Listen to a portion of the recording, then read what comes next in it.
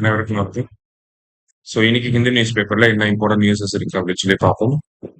முதல்ல வந்து பாத்தீங்கன்னா, நமக்கு தமிழக முதலமைச்சர் வந்து புதுசா ஒரு திட்டத்தை வந்து அறிமுகப்படுத்தி வச்சிருக்கார்.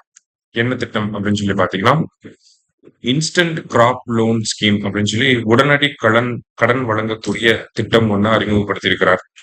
எதன் மூலியமா அப்படின்னு சொல்லி பாத்தீங்கன்னா, பிஏசிஎஸ் மூலியமா. பிஏசிஎஸ் அப்படிங்கிறது நமக்கு எக்ஸாம்ல இந்த ஃபுல் ஃபார்ம் வந்து அடிக்கடி கேட்பாங்க.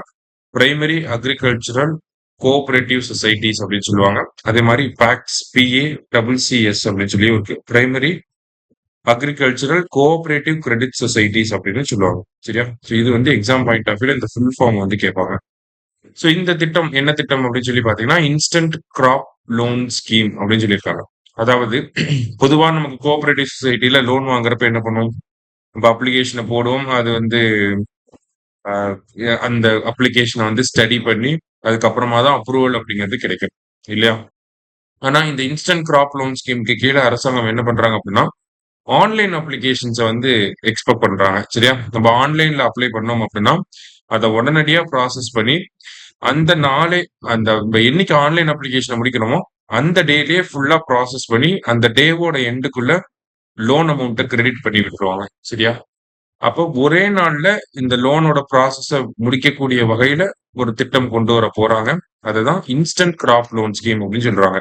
பொதுவா நம்ம லோன் வாங்குறதுக்கு 20ல இருந்து 1 மாசம் வரைக்கும் நம்ம சுத்த வேண்டியதா இருக்கும். ஆனா இங்க ஆன்லைன் அப்ளிகேஷன் போடுறோம், அதை வெரிஃபை பண்றாங்க, அந்த அன்னைக்கே அமௌண்ட்டையும் கிரெடிட் பண்ணி விடுறாங்க.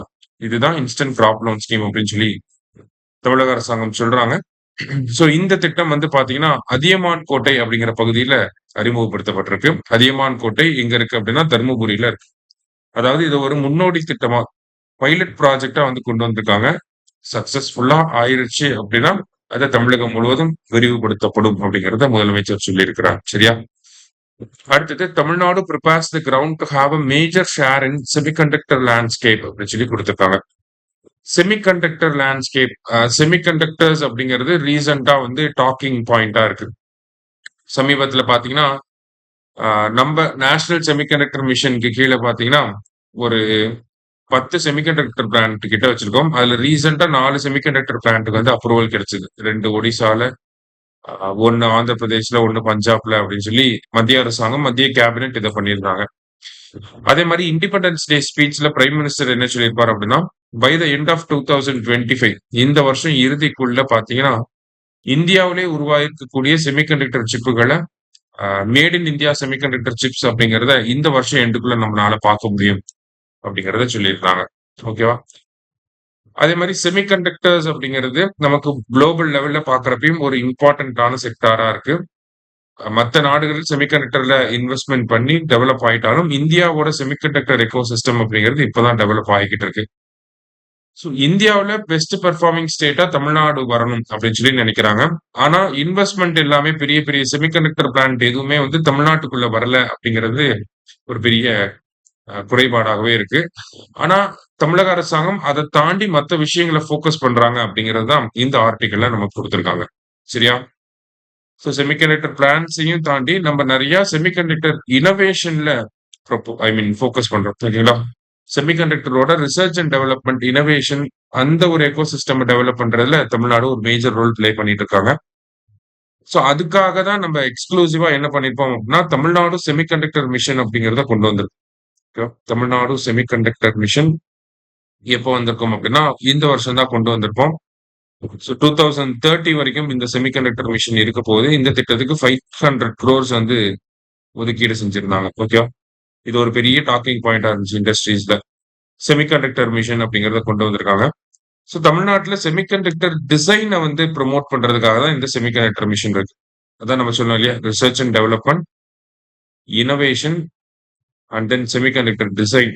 இதை ஃபோக்கஸ் பண்ணி தான் நமக்கு இந்த செமிகண்டக்டர் மிஷன் வந்து டிவைஸ் பண்ணியிருக்காங்க. சரியா? ஸோ அப்படிங்கிறப்ப இந்த டிசைன் இது எல்லாத்தையுமே ப்ரொமோட் பண்றதுக்காக நம்ம என்ன பண்றோம் அப்படின்னு சொல்லி பாத்தீங்கன்னா, பொதுவா எல்லா திட்டத்துக்கும் பண்ற மாதிரி ஃபர்ஸ்ட் சப்சிடிஸ் அப்படிங்கறத கொடுக்குறோம். ஓகே, பினான்சியல் இன்சென்டிவ்ஸ் அப்படிங்கறத கொடுக்குறோம். அடுத்ததா புரோட்டோடைப்பை பேஸ் பண்ண கிராண்ட் வந்து கொடுக்குறோம். ஓகே, அதான் புரோட்டோடைப்பிங் கிராண்ட் அப்படின்னு சொல்லுவாங்க.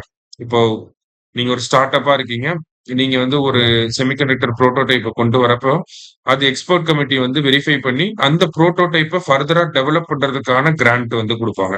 சரியா? அந்த புரோட்டோடைப்ப ஒரு கம்ப்ளீட் ஷேப்க்கு கொண்டு வரதுக்கான கிராண்ட்ட வந்து தமிழக அரசாங்கம் குடுப்பாங்க. அதே மாதிரி வந்து பார்த்தீங்கன்னா, பேரோல் சப்சிடி அப்படிங்கிறத குடுக்குறாங்க. இது வித்தியாசமான ஒரு விஷயம். பேரோல் சப்சிடிய பொதுவா யாரும் அவ்வளோ சீக்கிரம் தரமாட்டாங்க. ஆனா தமிழக அரசாங்கம் தமிழ்நாட்டுல செமிகண்டக்டர் வந்து டெவலப் பண்ணணும் அப்படிங்கிறதுக்காக பேரோல் சப்சிடி அப்படிங்கிற ஒரு விஷயத்த பண்றாங்க. இந்த பேரோல் சப்சிடினா என்னன்னா, இப்ப நீங்க ஒரு ஸ்டார்ட் அப் வச்சிருக்கீங்க. செமிகண்டக்டர் டிசைன்ல வொர்க் பண்ணக்கூடிய ஒரு ஸ்டார்ட் அப்பா இருக்கு.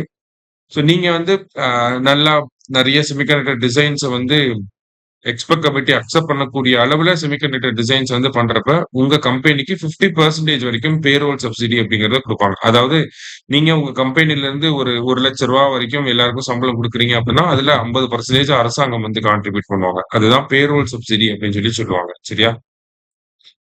ஸோ இது வந்து டிஃபரெண்ட் பெர்சன்டேஜ்ல இருக்கு. எக்ஸாம்பிள்க்கு ஃபர்ஸ்ட் இயர்ல வந்து 30%, செகண்ட் இயர்ல 25%, தேர்ட் இயர்ல 20% அப்படின்னு சொல்லி இந்த ரேஷியோல தமிழக அரசாங்கம் பேரோல் சப்சிடிய வந்து குடுக்க போறாங்க. செமிகண்டக்டர்ல இருக்கக்கூடிய கம்பெனிஸ். சரியா?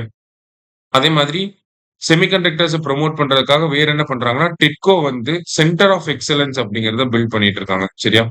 சென்டர் ஆஃப் எக்ஸலன்ஸ் அப்படிங்கிறத பில்ட் பண்றது மூலியமா நமக்கு அ இந்த செமிகண்டக்டர் டிசைன்ஸ் எல்லாத்தையுமே டெஸ்ட் பண்ணி வேலிடேட் பண்ணிக்க முடியும். சரியா? சோ அதுக்கான விஷயங்கள அ யார் பண்றாங்கன்னா, டிட்கோ வந்து பண்றாங்க. அதே மாதிரி தமிழ்நாட்டுல இருக்கக்கூடிய அந்த யுஜி படிக்கக்கூடிய மாணவர்கள வந்து அவங்களுக்குமே வந்து செமிகண்டக்டர்ஸ் அப்படிங்கிற அந்த ஒரு விஷயத்துல ட்ரெய்னிங் குடுக்குறாங்க. எந்த ஸ்கீம்க்கு கீழ அப்படின்னு சொல்லி பார்த்தீங்கன்னா, India semiconductor work force development program அப்படிங்கிற இந்த திட்டத்துக்கு கீழ நமக்கு என்ன பண்றாங்க, ஒரு வருஷத்துக்கு 1000 ஸ்டூடண்ட்ஸ்க்கு வந்து இந்த ட்ரெய்னிங் எல்லாம் குடுக்க போறாங்க. சரியா? சோ இந்த மாரி செமிகண்டக்டர் எக்கோசிஸ்டம டெவலப் பண்றதுக்காக நம்ப ஆளுங்க என்ன பண்றாங்க அப்படிங்கிறத இங்க குடுத்துருக்காங்க. ரைட். மத்தது படி பார்த்தீங்கன்னா, வேற எதுவும் பெருசா நமக்கு எக்ஸாம் பாயிண்ட் ஆஃப் வியூல ரிலேட் பண்ற மாதிரி கிடையாது. சரியா? நாளைக்கு நியூஸ் பேப்பர் ரீடிங்ல மீட் பண்ணலாம். Thank you.